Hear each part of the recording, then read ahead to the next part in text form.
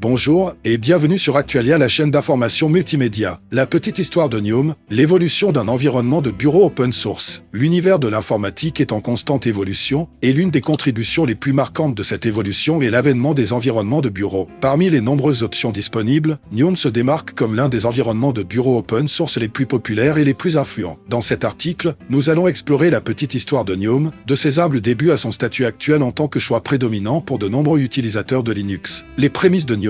Pour comprendre l'histoire de Niom, il est essentiel de remonter au début de l'informatique personnelle et à l'émergence du système d'exploitation Unix. À l'origine, les systèmes Unix étaient principalement utilisés dans un environnement de ligne de commande, ce qui les rendait peu accessibles aux utilisateurs non techniques. Cependant, au fur et à mesure que l'informatique personnelle gagnait en popularité, la demande pour des interfaces graphiques conviviales devenait de plus en plus pressante. C'est dans ce contexte qu'est né le projet Niom. Le nom Niom est un acronyme récursif qui signifie GNU Network Object Model Environment. Il a été choisi pour refléter la philosophie open source du projet, ainsi que son objectif d'offrir un environnement de bureau moderne et convivial pour les utilisateurs de systèmes d'exploitation basés sur Unix, en particulier Linux. Les premières étapes, le projet Niom a été annoncé officiellement en août 1997 par Miguel de Icaza et Federico Mena. À cette époque, le monde de l'informatique open source était encore relativement restreint, mais le potentiel de Niom a rapidement attiré l'attention de la communauté. L'objectif initial était de créer un environnement de bureau complet et libre pour les systèmes Unix, avec une interface utilisateur intuitive et des applications de haute qualité. Le choix du langage de programmation C pour le développement de Niom a été un facteur déterminant de son succès initial. Cela a permis aux développeurs de tirer parti des bibliothèques existantes, notamment les bibliothèques GTK+,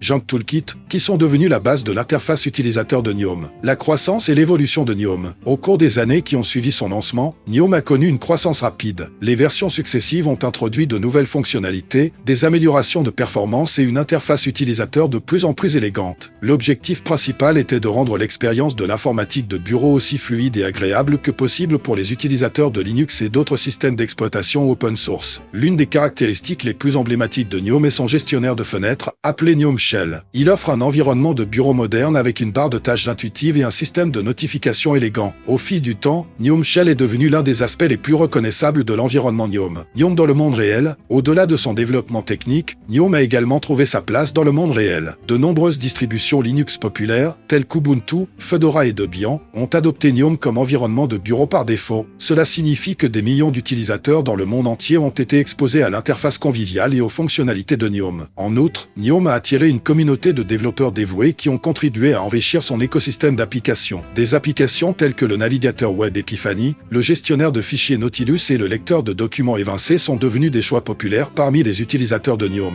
La philosophie open source de Niom. L'une des forces de Niom réside dans son engagement en faveur de la philosophie open source. Tout le code source de Niom est disponible publiquement, ce qui permet à quiconque de le consulter, de le modifier et de le redistribuer conformément aux termes de la licence publique générale GNU, GPL. Cette ouverture a favorisé la collaboration et l'innovation au sein de la communauté open source. Les défis et l'avenir de Niom. Bien que Niom ait accompli de grandes choses au cours de son histoire, il a également été confronté à des défis. L'une des questions les plus débattues a été l'introduction de Niom 3 et de Niom Shell, qui a suscité des réactions mitigées parmi les utilisateurs. Cependant, Niom a écouté les commentaires de sa communauté et a continué à améliorer son environnement de bureau pour répondre aux besoins de ses utilisateurs. L'avenir de Niom s'annonce prometteur, avec des développements continus visant à améliorer les performances, l'accessibilité et la convivialité de l'environnement. À bientôt pour une nouvelle vidéo et abonnez-vous. Si vous avez aimé cette vidéo, abonnez-vous, mettez un pouce en l'air et partagez cette vidéo. Merci, cela fait toujours plaisir.